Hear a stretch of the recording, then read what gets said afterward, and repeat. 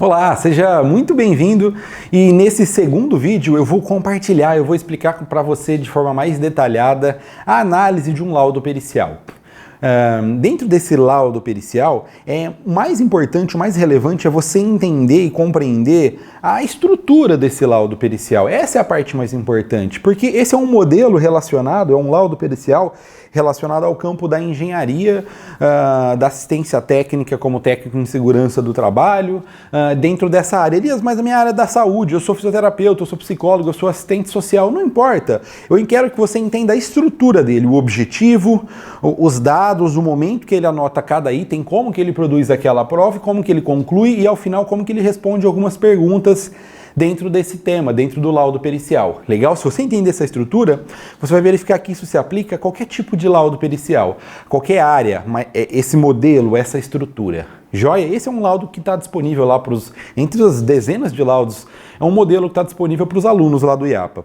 Primeiro ponto, o perito judicial, nesse caso, ele aponta o objetivo dessa perícia. E ele informa o seguinte: o presente laudo tem um objetivo, busca caracterizar o ambiente das condições do reclamante. Ou seja, nesse caso concreto, uma pessoa entrou com uma ação contra um município. E ele era um servidor dessa cidade, desse município, ele era um motorista e ele estava alegando que mesmo nas funções de motorista, ele realizava várias atividades, como por exemplo, ele lavava o veículo que ele trabalhava, ele eventualmente era obrigado até a fazer transporte ali de paciente, quando ele tinha que transportar esses pacientes para o hospital, ele por vezes dirigia ambulância em algumas vezes do ano, e ele está tentando provar que essas atividades que ele desempenhava eram sujeitas ao adicional de insalubridade que ele não recebia. Basicamente é isso, tá? Agora você vai entender como que o perito fez essa divisão do laudo pericial, como que foi realizada essa divisão do laudo pericial.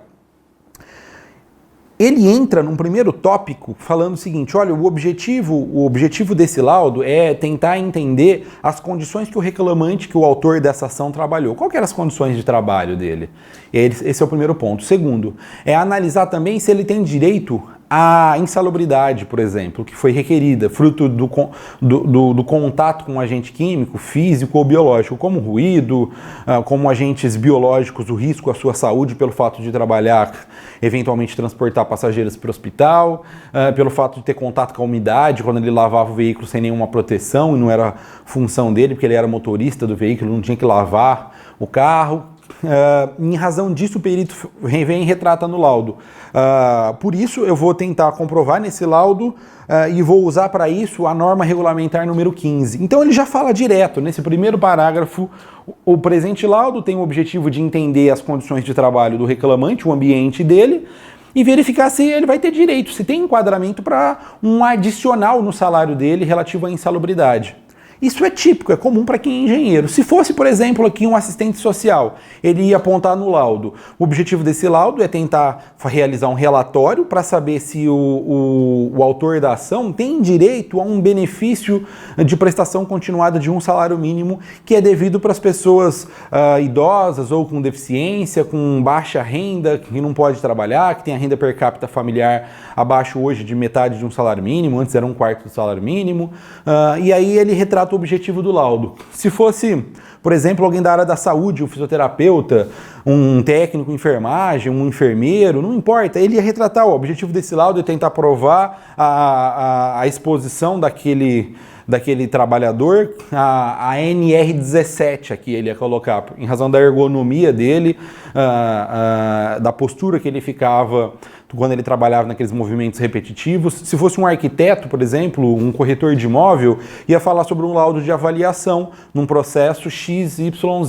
E assim por diante, você vai trazer o objetivo daquele laudo, o que você busca com aquele laudo.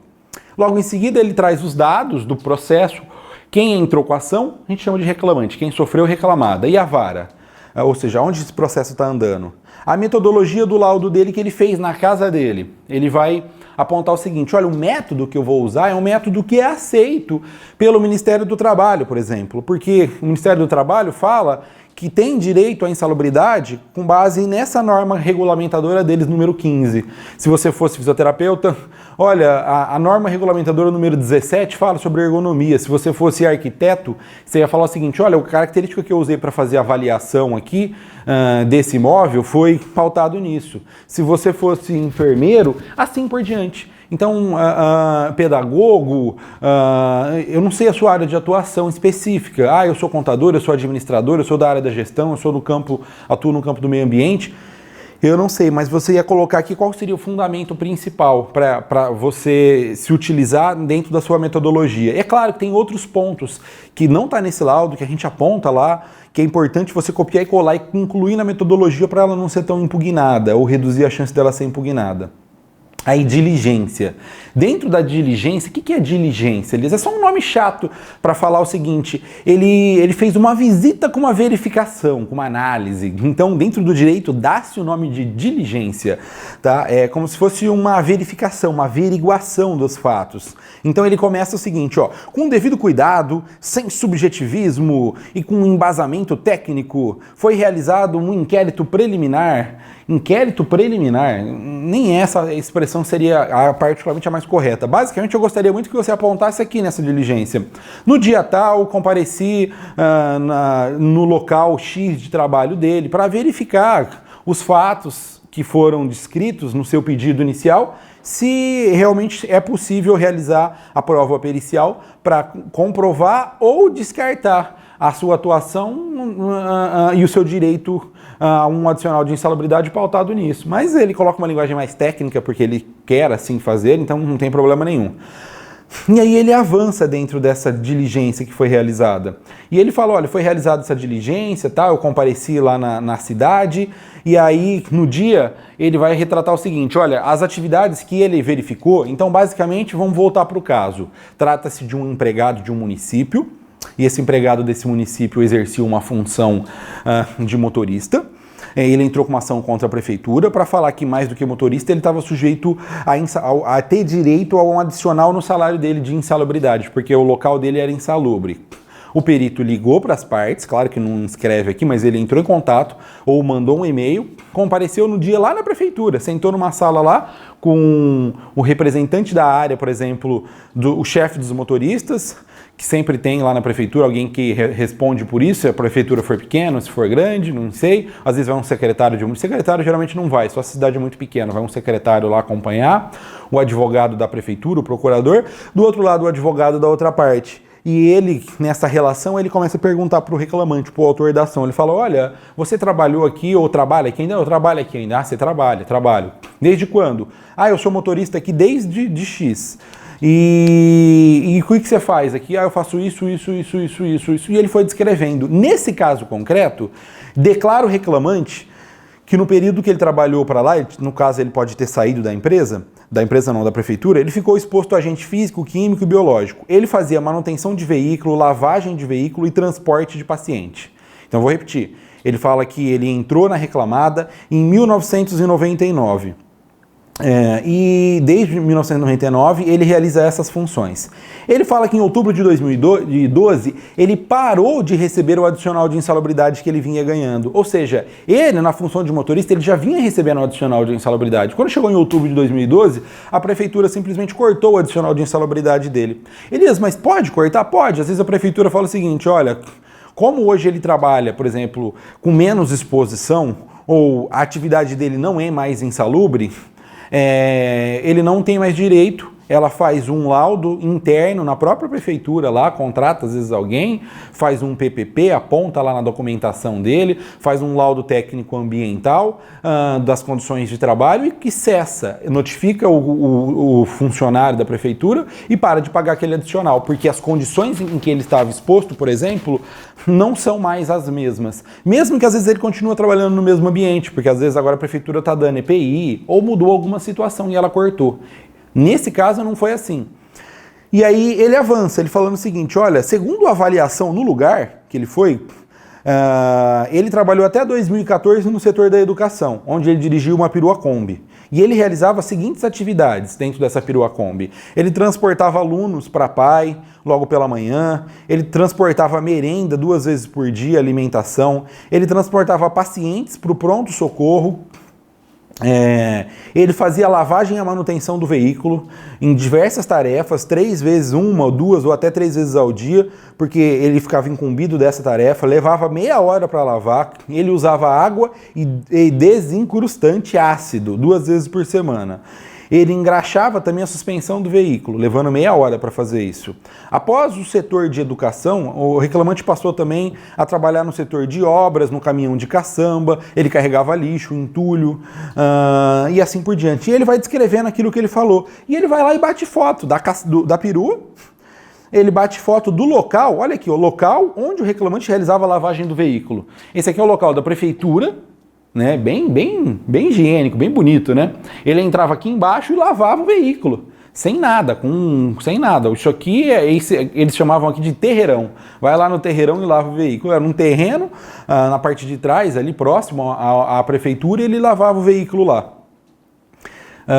E aí vem falando sobre o EPI. Até então ele discriminou as funções. Ele falou, olha, ele começou a trabalhar em 99, até 2002 ele recebia, depois cortaram.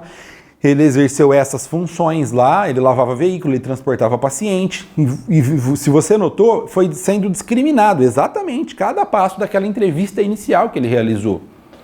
Que equipamento de proteção individual que ele usava? Tinha algum equipamento? Imagine se você é um fisioterapeuta. Você vai perguntar o seguinte, olha, tinha ginástica laboral que era realizado antes do trabalho? Você tinha uma cinta de proteção na coluna? A mesa tinha apoio na cadeira? Tinha equipamentos mínimos ali de proteção individual para você não se lesionar? Elias, mas e se eu sou arquiteto? Ou, por exemplo, eu sou corretor de imóvel? Você vai fazer outros tipos de pergunta na análise, se for o caso concreto.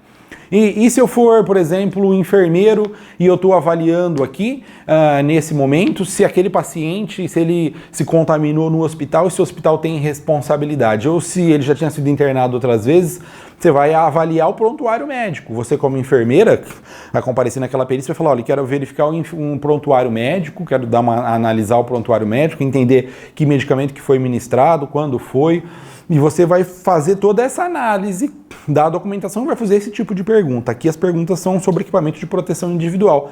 Não que o enfermeiro não possa ter ali, o médico ou quem for realizar aquela perícia específica. Ele vai falar, olha, a cama tinha grade, ele caiu da cama, ele estava sedado, como é que foi? O que foi a precaução? Como que é a situação de contenção para evitar contaminação e risco? Então, para cada situação você tem aqui no campo da engenharia, EPI, não que na saúde não tenha, você tem luva, máscara, bota, óculos, tudo, mas estou falando em relação ao paciente. Então, para cada situação você vai fazer uma análise. Aqui, nesse caso, não foram encontrados no processo nenhuma ficha de controle de EPI. E aí tem uma situação. Tem equipamento que se entregava, por exemplo, para o funcionário? A prefeitura pode até falar o seguinte, tem, mas cadê a ficha de entrega assinada? Entreguei óculos, luva, bota, máscara, ano a ano. Todo EPI, ele tem um certificado de validade lá, tem uma numeração que é a validade dele. E além de ser entregue, estava dentro dessa validade, ele estava apto para ser utilizado, de quanto todo o contrato de trabalho foi entregue, está tudo correto, tudo ok? Então note, você vai verificar essa análise completa, total, integral, tá? E aí, nesse caso, não foi entregue nada, nenhum equipamento. Elias, avança um pouco mais, vamos lá, resultado da avaliação.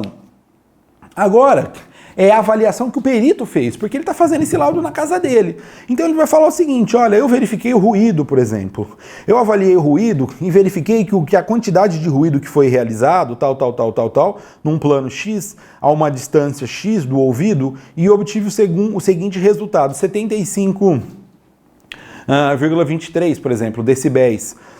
Sendo que o direito à insalubridade é para quem está acima de 85, fica exposto 8 horas acima de 85, aí teria direito.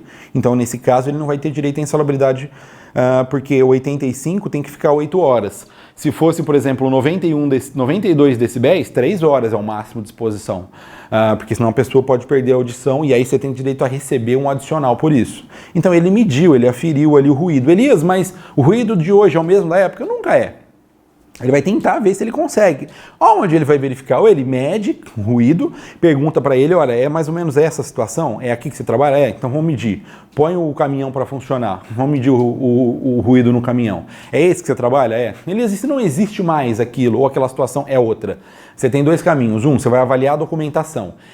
PPP, LTCAT, SB40, documentações ambientais que apontam um ruído que a empresa tem que entregar. 2, se a empresa não existe mais, você pode fazer perícia numa empresa semelhante, que é mais raro. Mas, de novo, lembrando, quem tem que provar é o autor da ação que tem que provar. Se ele não conseguir produzir esse tipo de prova, ou nenhuma prova, ele não vai ganhar aquele adicional. O perito, em regra, não vai dar. Ele vai dar um laudo desfavorável, tá? Aí ele falou, já avaliei o ruído não tem direito. Aí vamos ver a umidade.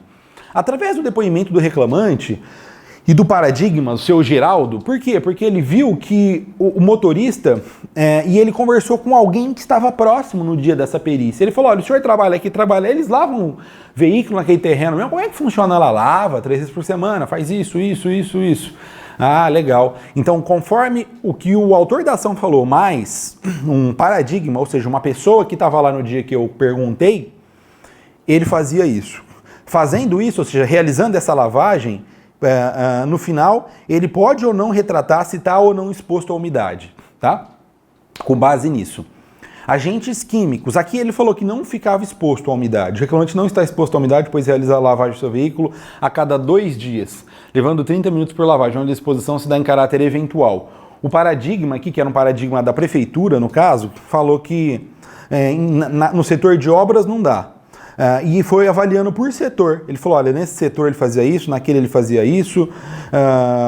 Aí, por exemplo, aqui ele vai falar o seguinte, olha, o reclamante levava 30 minutos para realizar a lavagem, totalizando 90 diárias, caracterizando a exposição de forma intermitente passível da geração de insalubridade. Agora ele vai falar em que momento, nesse setor, ele pode ter realmente direito. Agora, no outro setor, não. Porque, às vezes, dependendo da época ou do período, às vezes você não vai dar a insalubridade de todo o período dele, porque às vezes ele ficou assim, eu fiquei no setor da educação, lá eu lavava o veículo X vezes por semana. Nesse setor, eu lavava uma vez, de forma esporádica, e aí ele vai avaliar. E às vezes ele pode dar assim, esses 2 anos que você trabalhou assim, você vai ter direito, nesse período não. E foi isso que ele fez aqui. Agente químico, ele vai falar, olha, no processo de lavagem, e além de água, ele usava esse desincrustante ácido, e tinha lá no dia da perícia, ele bateu foto. Produto utilizado pelo reclamante. Ele foi lá e bateu uma foto do produto que ele usava. E com base nisso, ele fala, olha, usar esse produto sem equipamento de proteção gera o adicional de insalubridade, sim. Ele não pode usar esse equipamento aqui sem proteção nenhuma. Esse desincrustante ácido para lavar nada, ele não tem que ter luva, máscara, isso aqui é forte, o olho dele chegava a lacrimejar e ele não pode ficar exposto isso 3 vezes por semana sem nada, ele vai lá, joga, esfrega e lava. Então ele bateu foto, ele bateu algumas fotos aqui para retratar esse fato. Aí o autor, o perito, ele vem e responde algumas perguntas que nós chamamos aqui de quesitos. Ele responde, então, essas perguntas, que são os quesitos do reclamante e os quesitos da reclamada. E depois ele conclui. Eu vou trazer a conclusão do laudo, depois a gente volta para as perguntas, tá? Dentro da conclusão, ele fala o seguinte, olha, com base, então, no que eu avaliei no laudo, eu posso concluir como perito o seguinte, que, ele tem direito adicional de insalubridade, se enquadra como insalubre as atividades que ele realizou, porque está na legislação, fala que se ele trabalhar assim, exposto a isso, ele tem direito à insalubridade. Joia. E aí, ele fixou o honorário dele, após o cumprimento da tarefa, o perito requer, devido à cautela, o arbitramento de honorário no valor de 3 mil. Só que esse laudo é um laudo de 2014, tá? 3 mil reais... em 2014, se fosse hoje, ele ia falar, olha, requer a condenação em 6 mil, por exemplo. Estou falando aqui de 6 anos atrás. Ele solicitou 3 mil de honorário. Hoje ele certamente falaria 6, 7 mil para um laudo. Eu vou repetir. Hoje, certamente, ele retrataria aqui 5 mil, 4, 5, 6, dependendo de cada situação, para um laudo pericial. Se você tiver 5 laudos no mês, são 25 mil. Talvez você não receba na hora, receba uma parte... Como eu retratei já em outros vídeos, uma parte antecipada, uma parte depois. Mas essa é a realidade. Se eu receber 10 processos por mês, é 10 vezes o valor da perícia. Tem peritos que realizam 3 perícias no período da manhã, 3, 4 até no período da tarde. Eu vou repetir, que realizam 5, 6 em um dia, ou que realizam 30, 40 perícias, ou muito mais que isso, em um mês. São peritos, claro, mais experientes, que já estão em várias varas, mas a realidade é que, em razão do momento econômico, como eu já informei em outros momentos, a perícia judicial, imagina o seguinte, a suspensão do fórum, dos prazos processuais, um acúmulo de processos que já existia, mais de 100 milhões de processos em andamento no Brasil, fórum ficando parado por meses, a quantidade de ações aumentando em razão das rescisões trabalhistas, cíveis e de qualquer natureza. Essa curva ascendente é absurda em relação à necessidade de novos peritos no mercado de trabalho. Esse é, sem sombra de dúvida, o melhor momento para se ingressar, para entender e para ingressar de vez na função do perito ou do assistente técnico. Basicamente ele encerra o laudo, ele assina, encerra o laudo, só que aí a gente ingressa aqui num ponto que é bem legal, que são as perguntas ou quesitos. Elias, como assim quesitos? Quesitos, como eu disse já para você em outros momentos, são perguntas. Essas perguntas, ele colocou, incluiu aqui no corpo do laudo. Ele falou o seguinte, olha, essas perguntas foram realizadas, foram feitas para ele, e ele já aproveita para responder essas perguntas. Então, eu vou entrar nas perguntas. Essas perguntas geralmente você pode deixar para o final ou colocar um item. Item 8, respostas aos quesitos ou às perguntas. Item 9, encerramento, por exemplo. Conclusão do laudo. Antes de eu entrar nos quesitos, você entendeu a estrutura do laudo? Note que situação lógica. Primeiro, ele trouxe os objetivos daquele laudo. Depois ele avançou e falou um pouquinho sobre a metodologia. Depois ele evoluiu mais um pouco e falou sobre o objeto da ação. Depois ele falou sobre a visita que ele realizou na empresa, na fábrica, ou nesse caso concreto, foi uma visita na prefeitura. Aí ele falou sobre a entrevista que ele fez com as partes. Aí ele avaliou os locais e cada item que foi pedido. Por exemplo, pedido para ver se ele tinha exposição à umidade, agente químico também e à umidade. E ele avaliou essas duas situações. A umidade lavava veículo de quando a quando e o que ele ficou exposto efetivamente. Fez essas avaliações, ele explicou essas avaliações e aí ele concluiu o laudo. Além de concluir o laudo, ele fala, olha, tem direito à insalubridade porque ele ficou exposto a agente químico, no caso isso não tinha EPI nenhum, e também ele ficou exposto à umidade. De um outro modo, ele também responde às perguntas que as partes fizeram para ele, ou que o juiz fez para ele. Isso chamam-se quesitos. Aí eu vou te mostrar agora os quesitos, tá? Quesitos são perguntas. Então, vou dar um exemplo. A primeira pergunta que foi feita pelo autor da ação. Informar detalhadamente como eram desenvolvidas as atividades do reclamante na empresa. Na reclamada, na prefeitura, eu estou com empresa aqui. E aí ele responde, olha, segundo a nossa avaliação in loco, esse certamente você já vai verificar com o perito mais antigo, eu gosto de falar in loco, ou seja, no lugar, expressão em latim, não precisa disso mais, lembra que eu falei que o laudo pericial hoje deve seguir uma metodologia, uma linguagem mais simples, você não precisa escrever perícia in loco, você pode falar, olha, comparecemos no local da perícia, e era no endereço XYZ, e lá constatei que o reclamante elaborou até meados de fevereiro no setor da educação, onde ele dirigia a perua Kombi, ele realizava essas atividades. Aí depois ele fala, olha, quando ele transportava merenda, ele fazia isso. Quando ele transportava paciente, ele fazia isso. Quando ele lavava o veículo, ele lavava 3 vezes por dia, 2 vezes por dia. E aqui ele foi falando, item a item. Elias, mas onde ele colheu essas informações? A essência da colheita, da verificação dessas informações. A principal fonte é aquilo que ele falou, na perícia. No dia, naquele momento, sentado. Você pode digitar. Fala para mim o seguinte, o que você faz? Você fazia o que e qual o período? Fala devagar, vai digitando. Depois você olha para ver se o que você está digitando é a mesma coisa que está no pedido inicial. Para ficar mais fácil para você, tem uma sacada ali, tem algumas coisas que dá para você fazer. Você tem acesso ao processo com antecedência, em primeiro lugar, joia? Você vai lá no pedido inicial dele, o processo é online, está em PDF. Você transforma ele em doc, em Word, clica assim, PDF to Word, né? É gratuito até essa transmissão do PDF para Word. Aí você dá um Ctrl+C, nas rotinas dele e dá um Ctrl+V. E já deixa pronto ali, da rotina de trabalho dele. Já está ali a rotina de trabalho dele. No dia que você vai entrevistar, você tem a rotina de trabalho e você já tem essas perguntas, porque essas perguntas não é você quem está fazendo. Essas perguntas você está só replicando aquelas que já foram realizadas para você como perito judicial, que o juiz, que o autor ou que o réu da ação fez. Então você já vai ter no teu Word, no teu notebook ou na tua folha ali, no teu caderno, tem muitos peritos que vão com caderno, já vai ter o rol dessas perguntas copiado ali. E com essas perguntas na mão, você só retrata para ele. Fala, olha, o que você fazia lá? Eu vou ler agora as perguntas do autor, tá? As perguntas que o teu advogado fez, que eu vou ter que responder. Depois eu vou ler as perguntas quem sofreu a ação, e se o juiz fez perguntas, eu vou fazer todas essas perguntas aqui. Eu quero que você me responda, que a empresa responda, eu vou anotar isso tudo aqui, e aí depois eu faço o laudo em casa. Então ele tem que responder essas perguntas. Só que essas perguntas ele vai responder ela na casa dele. Ali ele só vai extrair aquilo. Ele vai falar o seguinte: você trabalhava onde lá? Ah, eu trabalhava assim, assim, assim, assim. O que você fazia? De quando a quando? Em que hora? Você estava? O que você alega em si? Estava exposto ao quê? E você vai lendo as perguntas.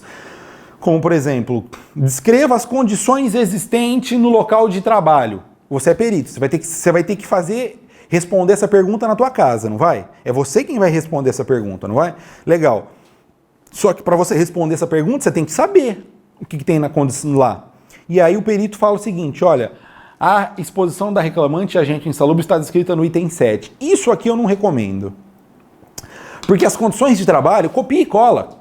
Você já fez isso no teu laudo? Copia lá e cola essa resposta aqui quando você entregar essas respostas no processo. Por quê? Porque o Código de Processo Civil, ele fala o seguinte: todas as perguntas têm que ter respondida. E isso aqui, tipo vide laudo, ou está no item 7 do laudo, isso não é aceito. Na verdade passa hoje, de cada 10, 9 passa, mas o CPC, o Código de Processo, contraria isso. Ele fala, olha, responde, mesmo que está no laudo. O advogado não é obrigado a ficar procurando o laudo, o juiz também não, as partes também não. Você é perito, você vai receber pelo laudo. Então copia aquela droga lá e cola aqui, dá um Ctrl+C e dá um Ctrl+V. Se você escreveu no laudo que ele ficava exposto a essa condição, assim, assim, assim, assado, se você retratou isso no laudo, aponta isso, copia e cola aqui. Não fica assim, ó, olha o laudo, vide laudo, ou tá lá no item 7 do laudo. E você vai respondendo essas perguntas.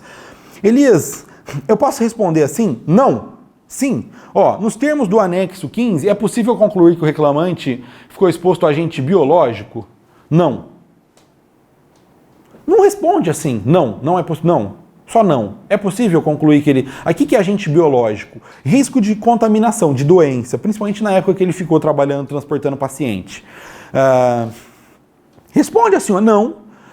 Verificamos que o transporte era de forma esporádica, ele não tinha contato direto com o paciente, ele não fazia colheita de sangue, ele não ficava dentro do hospital, ele não entrava no hospital, ele só fazia o transporte na parte de trás. Depois que ele fazia o transporte, a perua era higienizada, ele mesmo fala 2 vezes por dia. Então, em razão desses fatos, não havia exposição a agente biológico, ponto.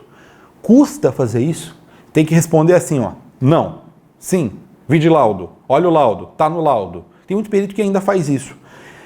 Aí aqueles que são advogados simplesmente vai lá e impugnam isso. Fala, olha, o Código de Processo Civil fala que você tem que responder as perguntas. Responder e fundamentar. E não falar não, sim, não, sim. Então faz o teu trabalho. Você está recebendo para isso. Copia e cola. Fala, não tinha insalubridade por isso. Acabou, 3 linhas. Copia do laudo e cola aqui. Vida que segue, você passa para a próxima. Elias, eu respondi as perguntas que tem lá.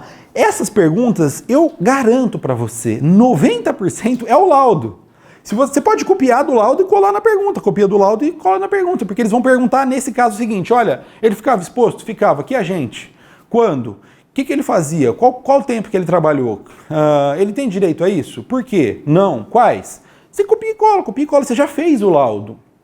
E aí você copia e cola nas respostas, você é obrigado a responder. Basicamente, essa é a ideia geral da estrutura de um laudo pericial. E essa estrutura desse laudo pericial é o que aponta, demonstra, nos mostra o caminho de um laudo pericial, o caminho mais assertivo, mais correto de um laudo pericial. Basicamente, era isso que eu queria mostrar para você, essa estrutura que deve ser adaptada, utilizada em qualquer laudo pericial. Mas nós temos dezenas de laudo para todas as áreas que você possa imaginar lá dentro da nossa área do aluno. Fique atento ao nosso próximo vídeo, porque nele é um vídeo muito relevante, que eu vou encerrar aqui essa série de vídeos. E nós nos encontramos então no próximo vídeo. Um grande abraço, até lá!